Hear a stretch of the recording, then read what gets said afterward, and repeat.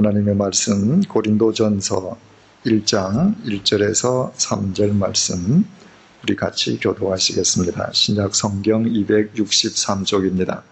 같이 읽으시겠습니다. 하나님의 뜻을 따라 그리스도 예수의 사도로 부르심을 입은 바울과 및 형제 소스베네는 고린도에 있는 하나님의 교회 곧 그리스도 예수 안에서 거룩하여지고 성도라 부르심을 입은 자들과 또 각처에서 우리의 주 곧 저희와 우리의 주 되신 예수 그리스도의 이름을 부르는 모든 자들에게 하나님 우리 아버지와 주 예수 그리스도로 쫓아 은혜와 평강이 있기를 원하노라. 아멘. 일반적으로 성경을 볼 때 사람들은 성경의 내용만 중요시 여깁니다. 물론 내용이 중요하죠. 그런데 그 내용의 중요성을 바르게 파악하기 위해서는 그 내용이 어떤 배경 속에서 쓰여졌는지를 아는 것이 중요합니다. 말하자면 텍스트를 바르게 알기 위해서는 그 텍스트가 나오게 된 콘텍스트를 알아야 그 의미를 바르게 파악할 수 있습니다. 가령 예를 들어서 이런 경우를 한번 생각을 해보십시다. 두 사람의 남자가 있는데 똑같이 자기 아내에게 여보 사랑하오 이런 글을 써서 남겼다고 하십시다. 글자 두 마디 똑같죠? 그 내용은 똑같습니다. 그런데 한 남자는 출장 가면서 그저 아내를 한번 놀래게 해주기 위해서 식탁 위에 여보 사랑하오 하고 글을 두고 갔습니다. 남편이 떠난 뒤에 설거지하러 갔다가 아내가 그 글을 보고 감격했겠죠. 그러나 그 남편이 아내에게 사랑하오 하고 식탁에 두고 간 그 글은 아침 저녁으로 부부가 사랑합니다라는 의례적인 인사의 범주 이상은 아니란 말이죠. 또 한 남자는 감옥에 갇힌 사형수라고 가정을 하십시다. 이 사형수가 자기 집행을 당하는 날이 되어서 형장으로 끌려가기 직전에 교도관에게 사정사정해서 종이 한 장에다가 여보 사랑하오 이러고 남겼다고 하십시다.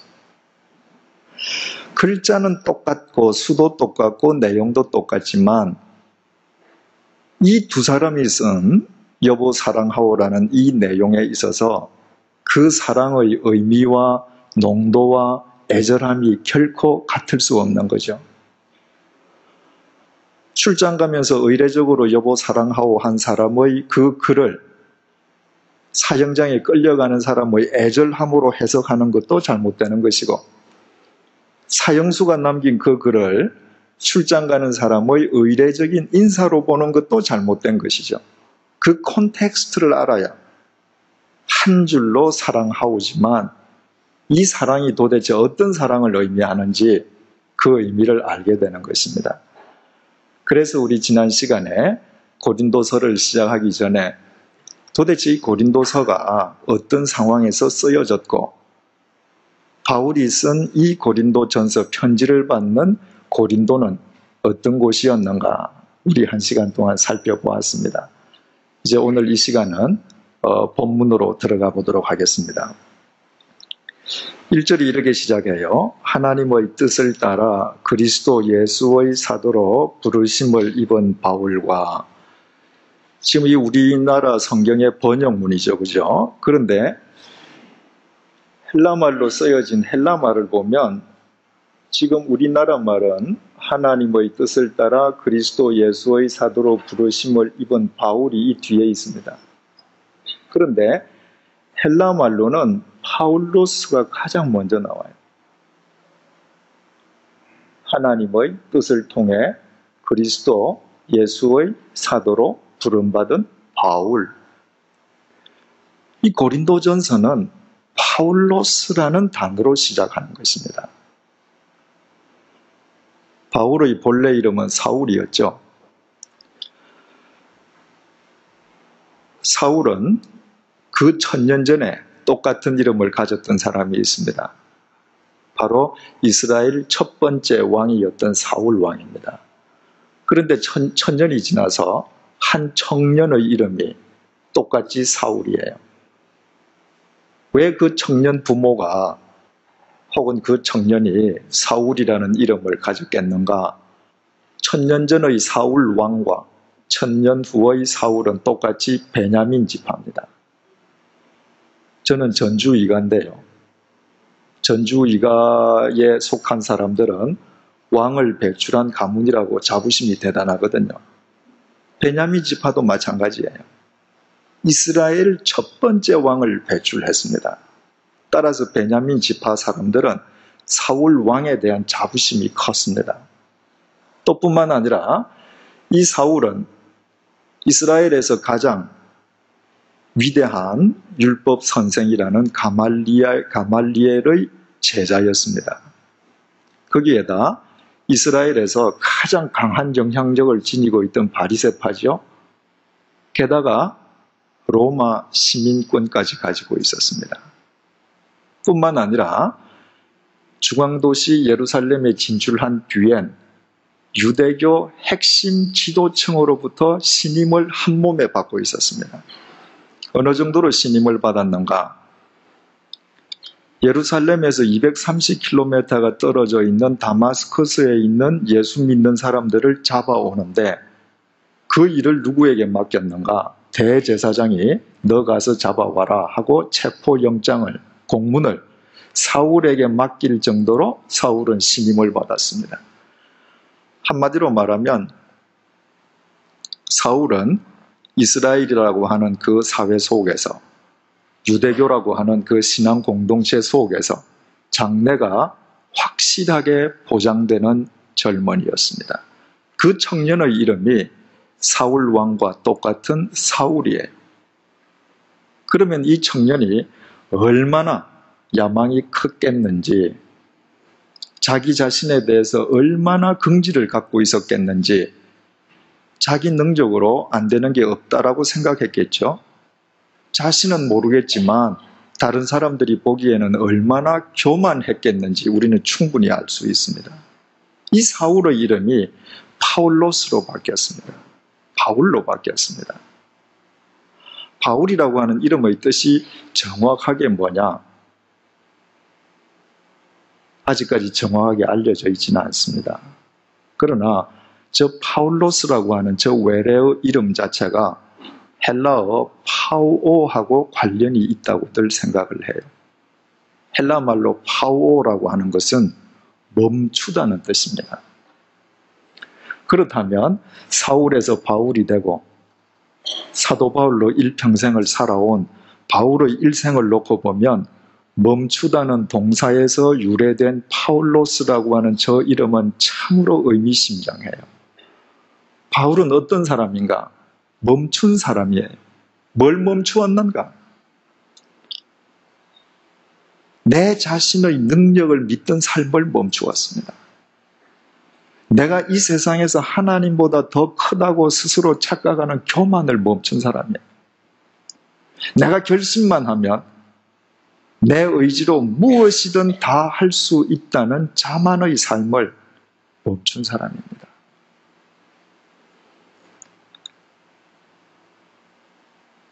이 사울이라고 하는 히브리 이름은 히브리 말 동사 샤알에서 나왔습니다.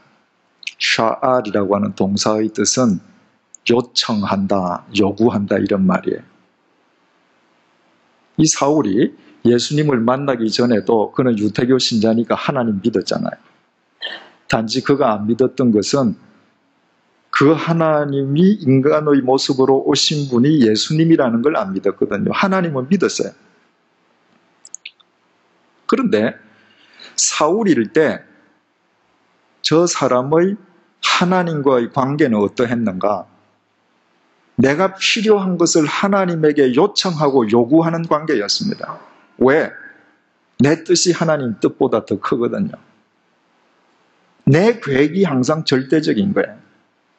그러니까 하나님께 기도할 때 하나님 이거 이뤄주시오. 하나님 이 일을 위해서 이거 주시오.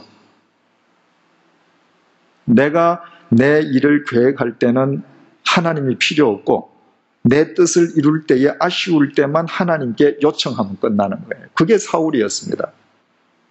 사울이 그 삶을 멈추었습니다. 내 뜻을 절대시 하면서 하나님께 요청하고 요구하고 명령하는 삶을 멈추었습니다. 왜?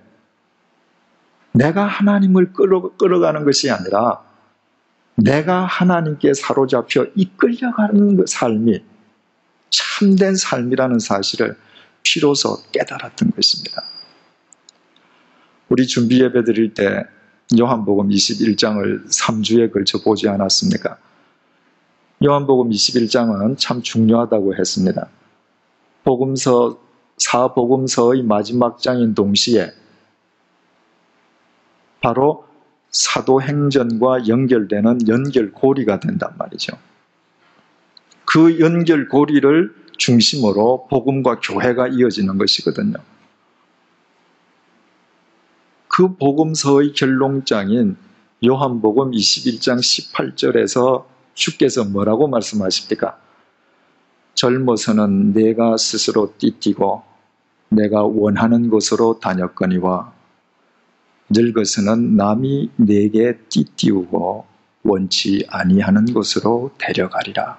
사울은 자기 스스로 인생의 주인이 되어서 자기 원하는 대로 하나님께 명령하면서 가던 사람이었습니다. 그 삶을 멈춘 거예요. 뭐 하기 위해서? 주여 나를 띠띠우시고 나를 끌고 가소서. 내가 끌려가겠습니다. 그게 파울로스입니다. 저 파울로스라고 하는 이름이 고린도서 제일 첫머리에 시작한다는 것은 그런 의미에서 대단히 중요한 메시지를 우리에게 전해줍니다. 바울이 고린도 교회를 위해서 고린도전서를 쓰지 않았습니까? 그 당시에는 고린도 교인들을 위해서 썼는데 바울의 이 편지가 이 속에 담겨있는 모든 말들이 하나님의 말씀 로고스가 되었습니다. 그렇다면 제일 앞에 있는 저 파울로스가 우리에게 주는 메시지가 뭐예요? 내가 내 인생의 주인이 되는 것을 멈출 때 내 인생은, 내 삶은 비로소 복음이 담기는 그릇이 된다는 것입니다. 내가 내 인생의 주어가 되는 삶을 스스로 멈출 때 그때 하나님의 말씀은 비로소 나의 일거수일투족을 통해서 이 세상에 인카네이션, 육화된다는 것입니다. 우리가 성경 공부에 참여합니다. 하나님의 말씀을 읽습니다. 그러나 내가 사울이기를 멈추지 아니하면, 내가 바울이 되지 않으면 그것은 단순히 정보의 습득은 될 수 있을는지 모르지만 내 속에서 역사하시는 하나님의 레마, 생명력 있는 말씀이 될 수는 없다는 것이에요. 하나님의 뜻을 따라 그리스도 예수의 사도로 부르심을 입은 바울, 하나님의 뜻을 따라 그리스도 예수의 사도로 부르심을 바울이 입었다는 거예요. 여기에서 하나님의 뜻을 따라 하는 것은 여기 보니까 디아 셀레마토스테오, 하나님의 뜻을 통해서 through 혹은 by 이 말이에요. 하나님의 뜻을 따라서 무엇이 됐는가? 사도로 부르심을 받았습니다. 저 사람에게 그럴 만한 자격이 있거나 가치가 있었던가? 전혀 아니었다는 거 우리 알죠? 언제 부르심을 받았습니까? 예수 믿는 사람 죽이겠다고 잡으러 가던 다마스커스 도상에서 부르심을 받았습니다. 무엇에 의해서 부르심을 받았는가? 하나님의 뜻을 통해서 부르심을 받았다는 거예요. 그것이 하나님의 뜻이었습니다. 예수 믿는 사람을 핍박하는 것은 예수 그리스도에게 대적하는 것이지 않습니까? 그 대적자를 예수 그리스도의 사도로 부르시는 것이 하나님의 뜻이었다는 것입니다. 그렇다면 우리가 하나님의 뜻이라는 말을 흔히 사용하는데 바로 이 본문 속에서 하나님의 뜻이 도대체 뭐겠어요?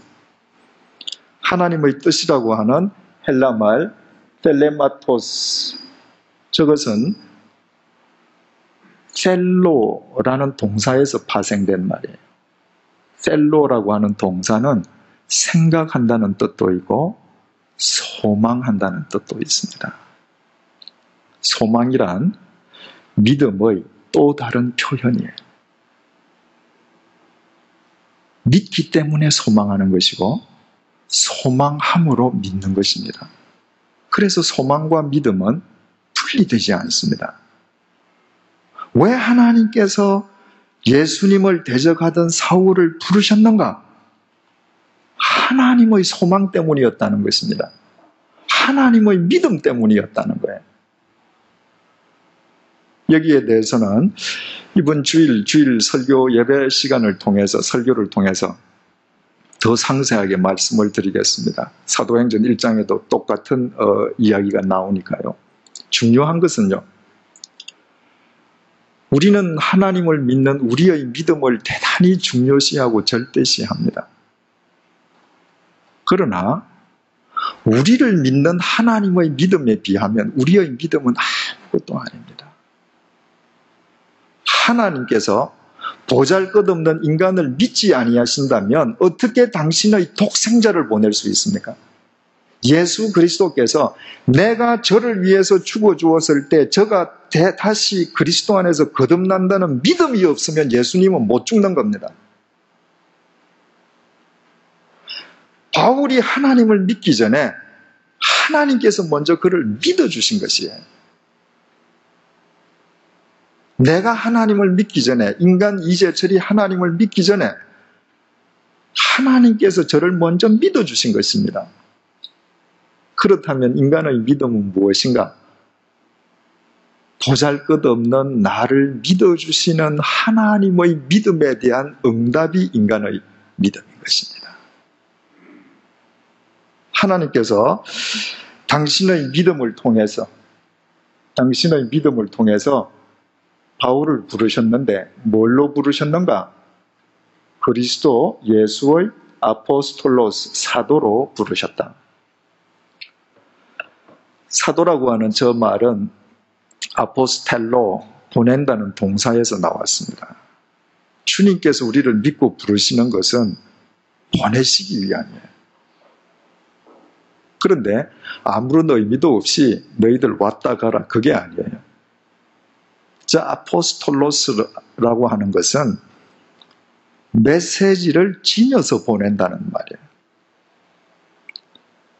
사도가 어떤 사람인가?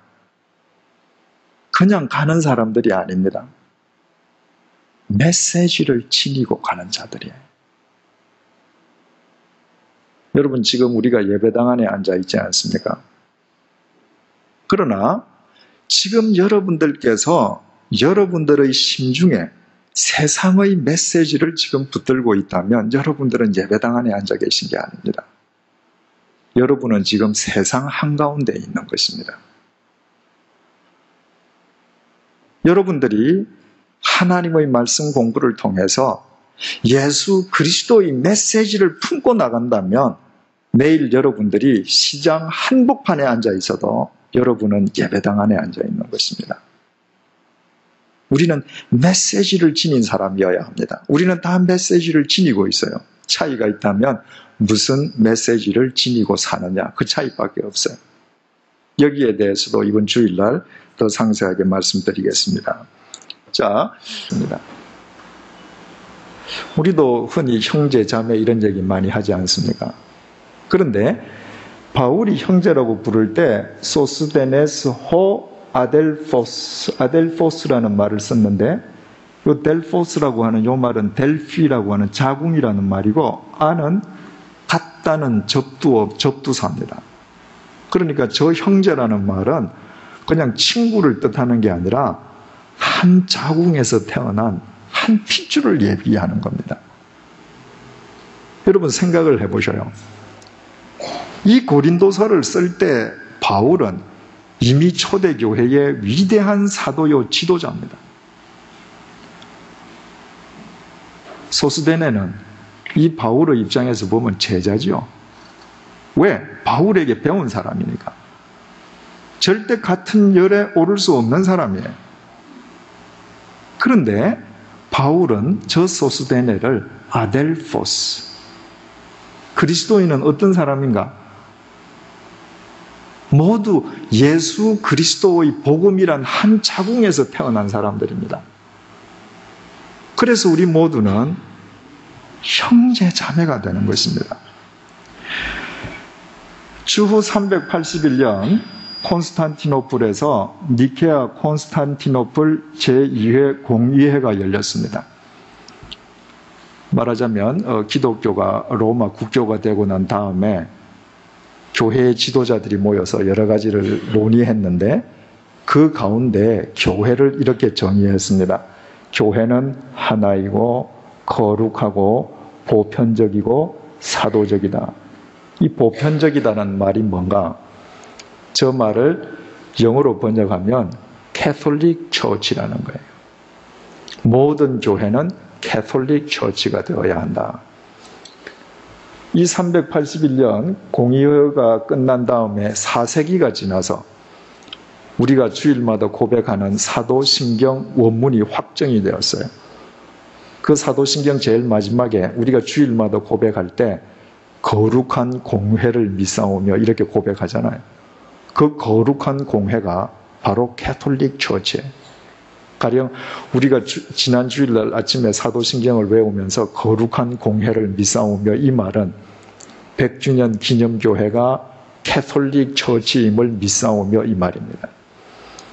캐톨릭 처치라는 말이 무슨 말인가? 우리말로 번역하면 보편적이라는 말인데 저 말의 뜻은 계급, 신분, 학력, 연령, 출신 지역을 초월해서 남녀노소, 빈부 귀천이 아무런 차별 없이 한데 어울려지는 교회를 의미합니다. 그런데 구교에서 캐톨릭 처치라는 단어를 먼저 썼기 때문에 전문용어로 개신교에서는 구교를 로만 캐톨릭 처치라 그래요.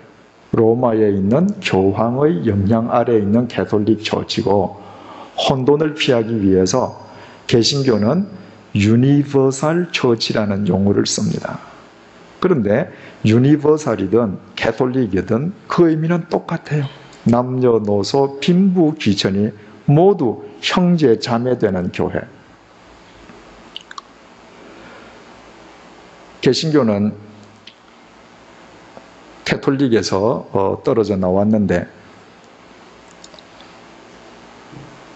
캐톨릭이 갖고 있는 여러 개 중에서 개신교가 받아들이지 못했던 것 중에 하나가 하이어라키, 그 철저한 그 계급주의예요. 교황이 계시고 주교가 계시고 그 밑에 뭐 추기경들 뭐 또 주임 신부, 평신도, 우리는 다 하나님 앞에서 만인 제사장들 똑같다고 떨어져 나왔거든요. 그런데 오늘날 개신교회에도 계급이 있습니다. 서리집사, 안수집사, 권사, 장로, 이 전부 계급이 지금 되어 있습니다. 정말 참된 교회가 되기 위해서는 형제 자매 의식을 갖고 있지 않으면 안 돼요. 제가 아는 지방 모 교회는 아예 모든 직분을 다 없애고 형제 자매로 부릅니다. 그 젊은 분들끼리는 그게 참 좋은데 그 젊은 분들이 연세 드신 분을 형제님 부르기는 우리나라 정서상 안 맞잖아요. 그러니까 형제님 못하고 저기요 뭐 이렇게 부릅니다. 우리가 한번 같이 고민하면서 생각을 해보십시다. 우리가 우리 한국 정서에도 맞는 용어로 정말 연세 드신 분 보고 제가 형제님 하면 이게 참 불손한 사람이 되는데 연세 드신 분에게 호칭을 썼을 때에도 그 호칭이 무례하지 않는 호칭을 우리가 찾아내어야 돼요. 그래서 정말 보편적인 교회를 이루어 갈 때 이 교회는 세상의 논리에서 자유해지는 것입니다. 자, 지금까지는 수신자, 발신자를 이야기한 거예요. 그죠? 하나님의 뜻을 따라 그리스도 예수의 사도로 부르심을 입은 바울과 및 형제 소서대네는 이쪽이 지금 이제 발신척이에요. 그러면 수신자는 누구인가? 고린도에 있는 하나님의 교회.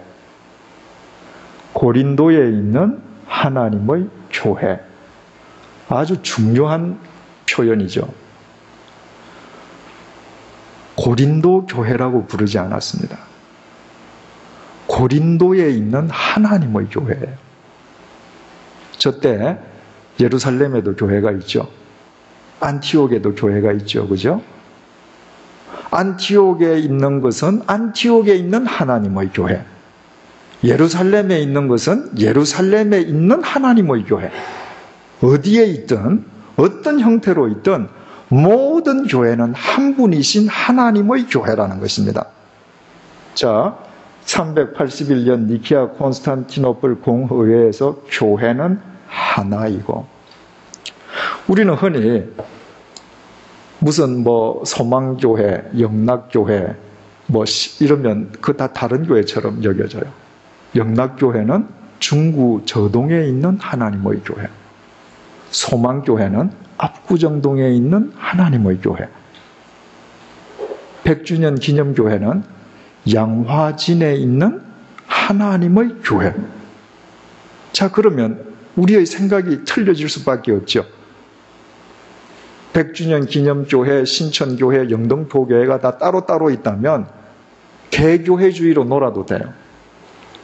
그러나 고린도에 있는 것은 고린도에 있는 하나님의 교회고, 양화진에 있는 것은 양화진에 있는 하나님의 교회요, 다 하나의 교회라면 교단이 무엇이든 서로 주안점이 어떻게 다르든 형태가 어떻게 다르든 결국은 함께 조화를 이루는 한 지체가 될 수밖에 없다는 사실을 알게 됩니다.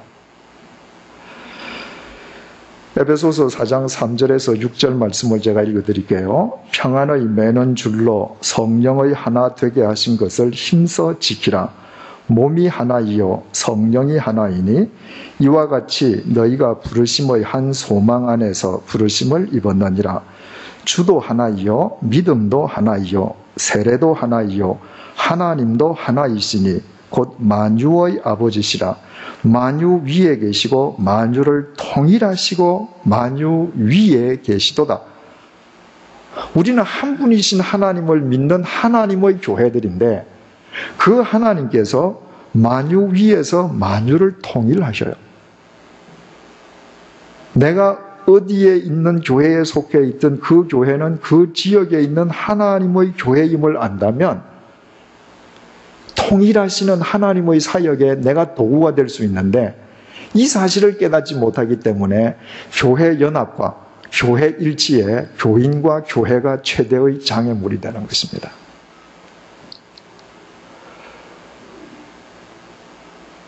이 교회를 발족시킨 100주년 기념사업협의회는 이미 여러분들이 아시다시피 한국 개신교 교단 20개 교단 그리고 26개 기독기관 및 단체가 초교파적으로 결성되었죠. 지금 한국에서 진보적인 교단은 NCC에 가입되어 있고, 보수적인 교단은 한기총에 가입이 되어 있습니다.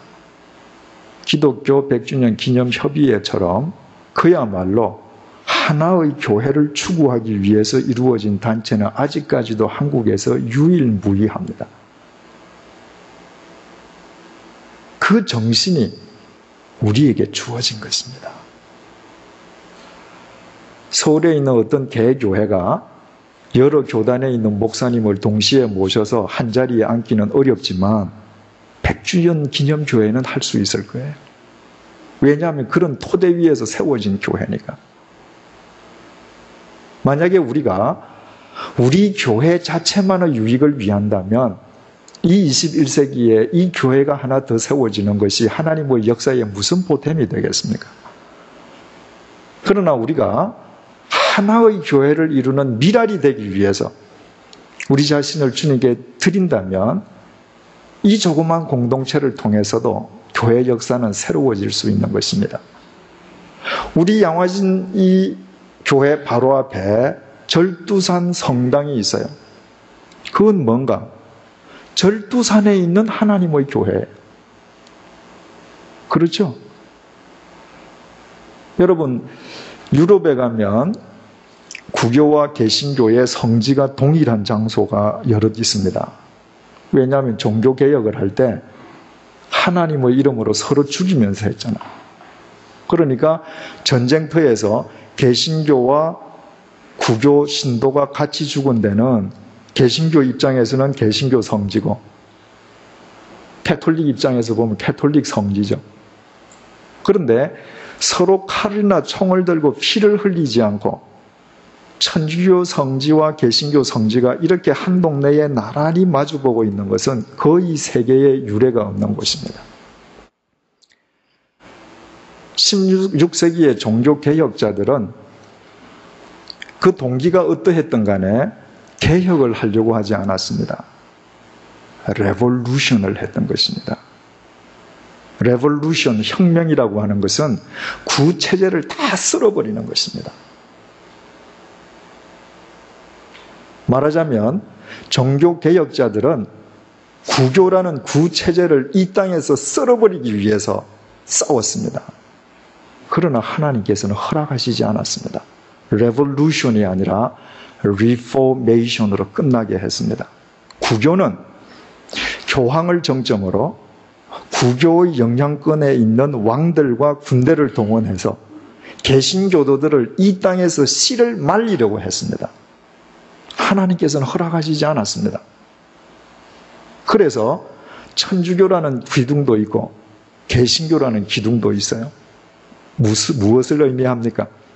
하나님께는 이 두 기둥이 다 필요한 거예요.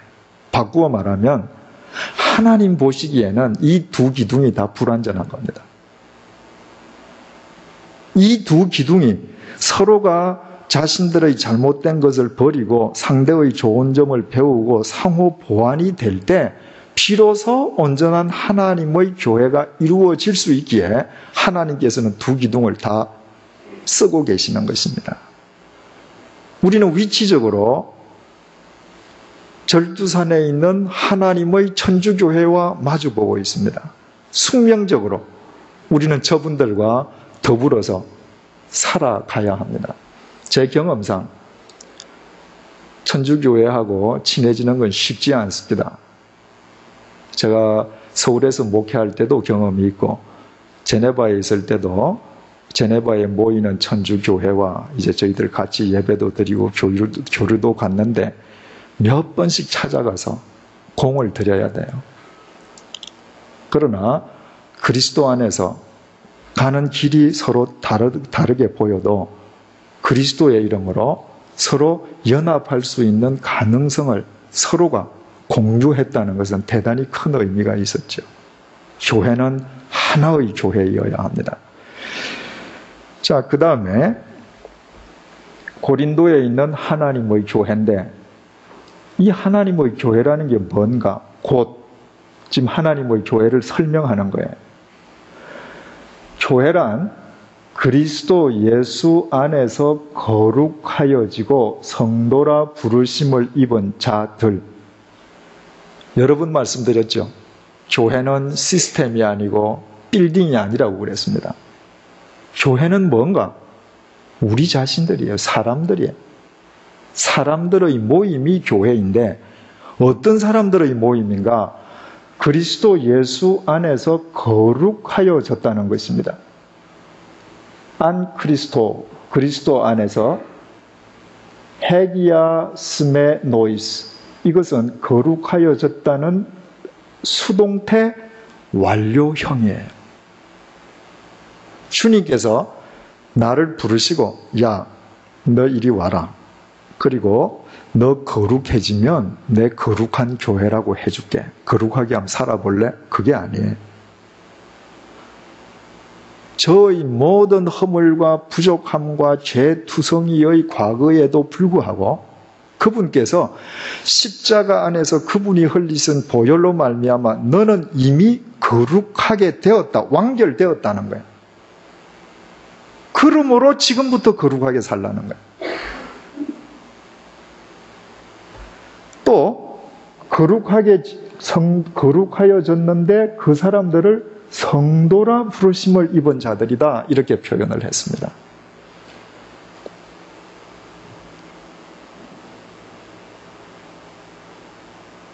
클레토이스, 하기오이스. 성도라 부르심을 입었다. 우리말로는 성도라고 번역이 되어 있는데 하기오이스를 영어로 번역하면 어떻게 되죠? 세인트예요. 세인트. 여러분들 우리가 뭐 김성도님, 뭐 이아무개 성도님 아무 부담감 없이 부르죠. 그런데 저 말의 본래 뜻은 성자, 세인트라는 거예요. 가령 누가 저더러 이재철 성도님 이런 부담감 안 느낄 거예요. 그죠? 그런데 저한테 이재철 성자님 부담감 느끼죠. 가령 예를 들어서 폴리캅과 같은 성자와 우리 성자, 그 세인트와 나 세인트 사이에 차이가 뭐 있는가? 그분은 대문자고 나는 소문자라는 차이밖에 없어요. 그분은 고유명사로 자기 이름 앞에 붙기 때문에 대문사가 되는 것이고 나는 소문자 차이밖에 없어요. 하나님 앞에서는 똑같이 우리는 성자입니다. 이미 주님께서 성자로 불러주셨기 때문에 우리는 성자답게 살아가는 것입니다. 그렇다면 여러분, 하나님께서 너 거룩하게 되었다고 완료형으로 얘기하시고 너는 세인트라고 불러주셔서 우리가 거룩하게 살아간다라고 할 때 이 세상에서 거룩하게 살아간다는 것이 구체적으로 무엇을 의미합니까? 거룩한, 장엄한 예배 의식입니까? 아니면 성스러운 언행입니까? 물론 그런 것으로 표현될 수도 있습니다. 그러나 거룩하다는 것은 훨씬 더 본질적인 거예요.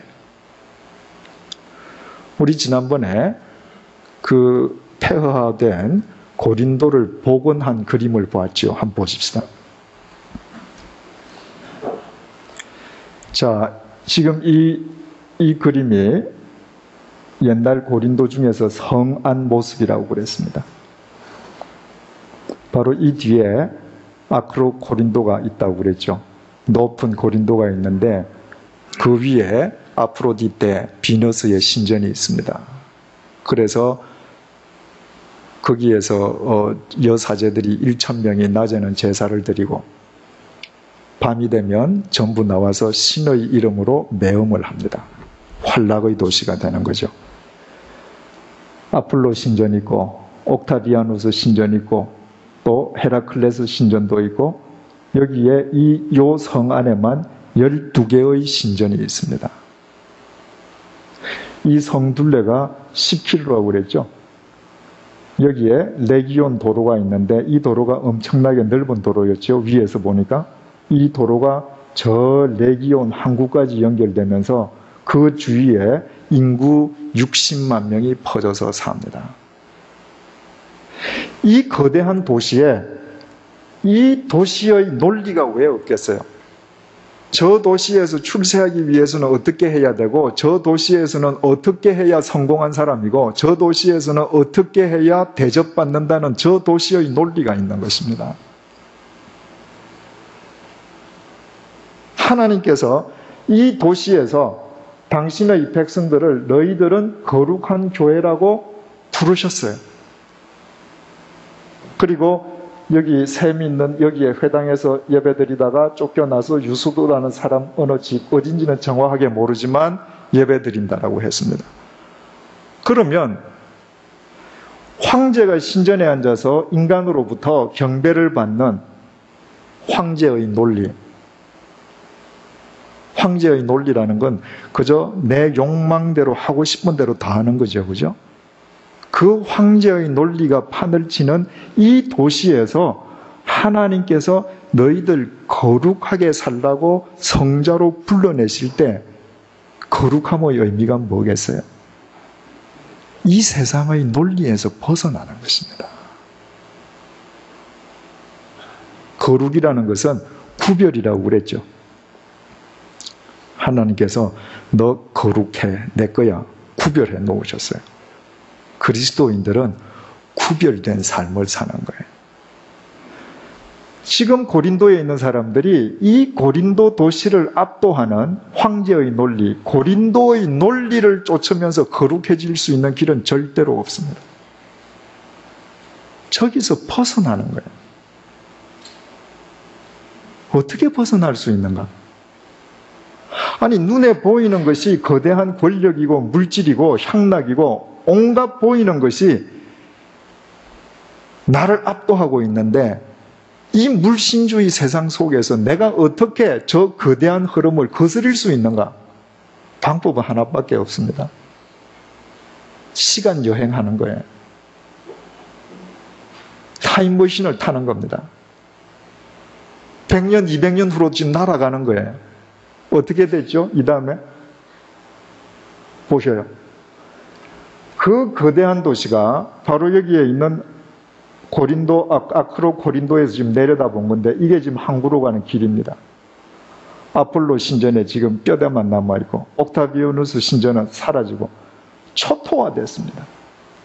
이 집들은 전부 다 근래에 지어진 집들이에요. 이 근처에 60만 명이 살았음에도 불구하고 흔적도 없습니다.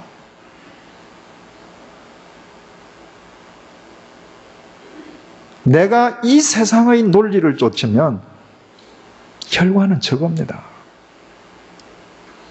허무함으로 끝나는 거예요. 내가 시간 여행을 하지 않고 100년, 200년 후를 내가 내다보는 영혼의 눈을 갖지 않고 오늘날도 황제의 논리가 압도하는 이 서울바닥에서 내가 주님께서 구별해 주셨으므로 거룩한 길을 살 수 있는 길은 절대로 없습니다.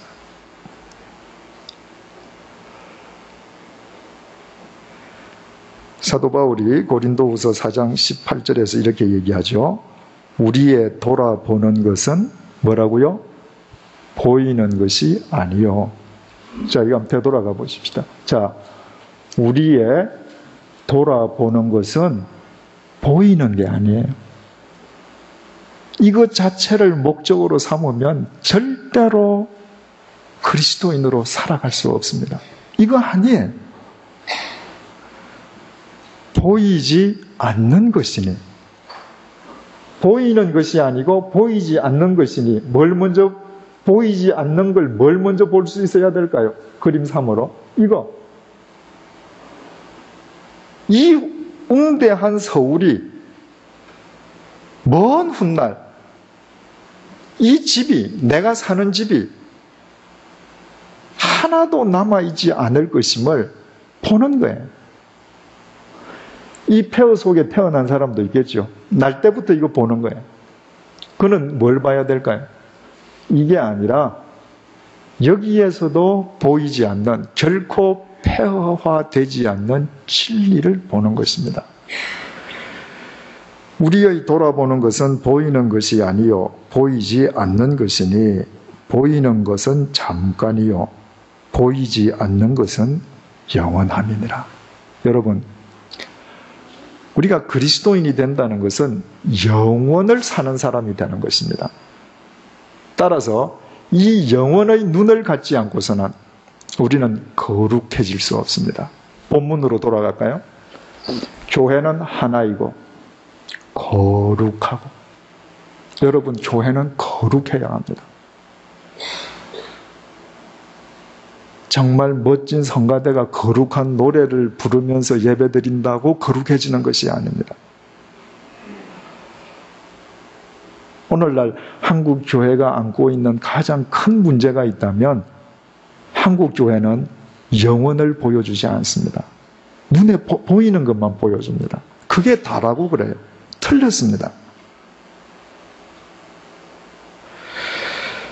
자, 그 다음에 예수 안에서 거룩하여지고 성도라 부르심을 입은 자들이 지금 교회입니다. 그걸로 끝나지 않았어요. 또 각 처에서 우리 주, 곧 저희와 우리의 주 되신 예수 그리스도의 이름을 부르는 모든 자들, 이 거룩한 성도들을 또 설명하기를 각 처에서 예수 그리스도의 이름을 부르는 자들이다. 예수 그리스도의 이름을 부른다는 게 어떤 의미겠습니까? 그냥 아침 저녁으로 예수님, 예수야 놀자, 그런 의미 아니잖아요. 예수님의 이름을 부른다는 것은 예수님을 내 구주로 모셨다는 얘기예요. 예수님이 무엇이죠? 이 땅에 어떤 상태로 계시다가 육신을 입고 오셨죠? 로고스시예요. 로고스시입니다. 발음이 잘 안 되네. 로고스시입니다. 예. 그러니까 내가 예수님을 내 구주로 모셨다는 것은, 내가 부른다는 것은 내가 예수님의 말씀 위에서 살아가는 것입니다. 교회는 하나이고 거룩하고 보편적이고 사도적이다. 사도적이 무슨 뜻인가? 사도들이 전해준 말씀 위에 서 있는 사람들이 교회다 그 말이에요. 이 고린도전서 1장 1절에서 3절을 고린도 교회에 대한 인사말, 이래서 아주 간단하게 그냥 지나쳐버려요. 그런데 실제로 이 짧은 구절 속에 교회가 무엇인지 복음의 진수가 담겨 있습니다. 이것은 또 우리가 앞으로 배워가면서 계속 살펴보겠습니다. 여기에서 우리가 더 한 가지 놓칠 수 없는 귀중한 메시지가 있습니다. 자, 그리스도 예수 안에서 거룩하여지고 성도라 부르심을 입은 자들과 또 이렇게 되어 있어요. 또 하면 영어로 and라는 말이죠. 그런데 여기에 보면 그리스도 예수 안에서 거룩하여지고 성도라고 부르심을 입은 자들 점 탁 찍고 쉰 이렇게 되어 있습니다. 쉰이라고 하는 이 단어는 and가 아니라 with입니다. 함께. 그러니까 지금 바울은 이 편지를 쓰면서 고린도에 있는 하나님의 교회 거룩하여진 너희들 사람들, 그리고 또 누구, 그래서 저쪽 그리고 이후가 봐도 좋고 안 봐도 좋고가 아니라 함께 저 뒤에 있는 저 사람들과 함께 고린도 교회를 묶어서 편지를 보내는 것입니다. 누구와 함께? 각 처에서 파신토이스, 이 세계 어느 곳에서든 주님의 이름을 부르는 모든 자들과 함께 고린도에서 거룩해진 하나님의 교회 너희들에게 이 편지를 쓴다, 이렇게 했습니다.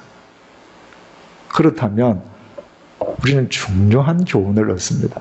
바울은 이 편지를 쓰면서요, 분명히 이 편지의 수신자는 고린도에 있는 그 조그마한 신앙 공동체입니다. 그러나 내가 하나님의 말씀을 전하는 한 이 작은 고린도 공동체에 전할 망정, 이 말씀은 반드시 전 세계에 있는 모든 사람들에게 퍼져나갈 것임을 바울은 믿고 있는 것입니다. 자기 문장이 좋아서가 아니라, 자기의 문체가 수려해서가 아니라 그 말씀의 주인이 시간과 공간을 초월한 하나님이시기 때문에 내가 오늘 하나의 미랄이 씨앗이 뿌린다 할지라도 주님께서는 그것을 통해서 시간과 공간을 초월해서 역사하실 것을 바울은 믿고 있는 것입니다. 믿음대로 됐죠. 2000년이 지난 지금까지 우리가 이 글을 함께 보고 있습니다. 제가 인간의 일생이라는 책에서 룻이라는 여자에 대해서 상세하게 한 챕터를 썼습니다. 룻이 한 게 뭐예요? 청산과부되어서 과부된 시어머니 따라서 자기 고향 모압을 버리고 국경 넘어서 베들레헴 따라간 거. 하도 며느리가 착해서 그 시어머니가 개가시켜줘서 보아스란 사람에게 개가해서 오벳이라는 핏덩이 아들 하나 낳은 거. 그겁니다. 세상에 그거 안 하는 여자 어디 있어요? 다 아이 다 낳잖아요. 그런데 그 룻기 제일 마지막 장 마지막 절이 이렇게 끝나요. 오벳은 이새를 낳았고 이새는 다윗을 낳았더라. 지금 룻이 낳은 아이는 핏덩이 오벳밖에 없습니다. 그런데 성경 기자는 이 핏덩이의 아들이 이새고 그 이새가 다윗을 낳았다라고 룻기를 끝내었습니다. 뭘 의미해요? 룻은 지금 눈에 보이는 것은 핏덩이 한 명밖에 안 나왔지만 이 핏덩이를 통해서 태어날 다윗이 이스라엘 역사의 지평을 새롭게 했다는 겁니다.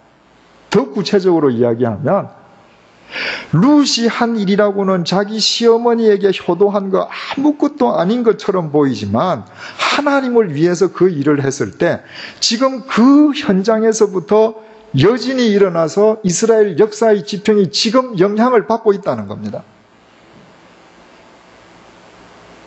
우리가 이 양화진에서 아무리 작은 공동체라 할지라도 우리 자신들을 위해서가 아니라 영원하신 하나님을 위해서 씨를 뿌리면 두고두고 세상은 바뀌어집니다. 우리는 보잘것없지만 그분이 전능하시기 때문이에요. 제가 서울에서 10년 목회를 마치고 스위스를 가기 전에 회복의 목회라는 책을 썼는데요.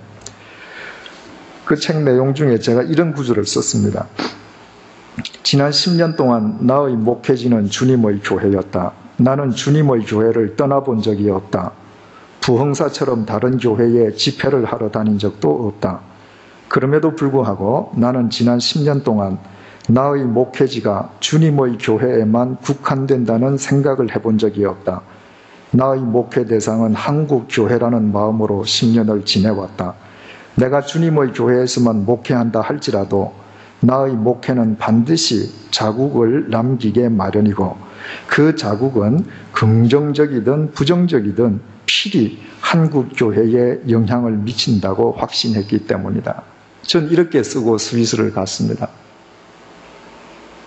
나는 논현동 언덕 강남 YMCA와 정신여고 강당에서 주님의 교회를 목회할 뿐이지만 주님께서는 이 목회를 통해서 한국 교회에 어떤 형태든지 영향을 미친다는 믿음으로 목회를 하고 스위스를 갔는데 스위스를 가서 유럽과 미국을 다니니까 그 영향이 한국에서 국한된 것이 아니라 온 세계에 흩어져 있는 한인교회에 파급되어 있음을 보고 제 스스로가 놀랐습니다. 하나님은 그런 분이십니다. 어떤 분은 나는 매일 아침에 일어나서 집안만 청소하고 전업주부로 이게 뭐야? 그러실는지 모르겠습니다. 여러분을 위해서 하면 따분하죠.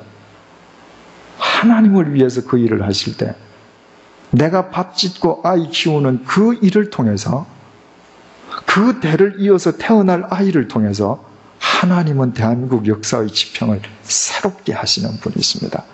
이 사실을 믿는다면 우리는 하나의 교회, 거룩한 교회, 보편적인 교회, 사도적인 교회의 일원으로서 이 시대를 주님과 더불어 멋지게 살아갈 수 있는 것입니다. 기도하십시다. 주님, 바울이 고린도 교회에 편지를 썼습니다. 우리말 성경은 바울이란 이름이 많은 단어 뒤에 나오지만 원문을 보니 바울이란 이름이 제일 먼저 나왔습니다. 주님, 우리 스스로 우리 인생의 주인이 되던 인생을 이 시간부터 멈추게 하여 주옵소서. 우리의 심령에 하나님의 말씀이 담기게 도와주시고 우리의 삶을 통하여 하나님의 말씀이 이 땅 위에 인카네이션 되게 도와주옵소서. 우리 자신들이 하나의 교회, 거룩한 교회, 보편적 교회, 사도적 교회임을 잊지 말게 도와주옵소서. 이곳에서 우리 주님을 위해서 우리 자신을 온전히 드리는 기쁨 속에 살게 해주시어서 이 세상에 살아있는 동안, 아니 이 세상을 떠난 뒤에 영원 속에서 우리의 이 삶으로 인해 인류 역사의 지평이 새로워지는 것을 하나님 나라에서 목도하며 하나님을 찬양 드릴 수 있도록 도와주옵소서. 그 위대한 행군의 첫 출발이 이 밤부터 시작되게 도와주옵소서. 예수님 이름으로 기도드립니다. 아멘.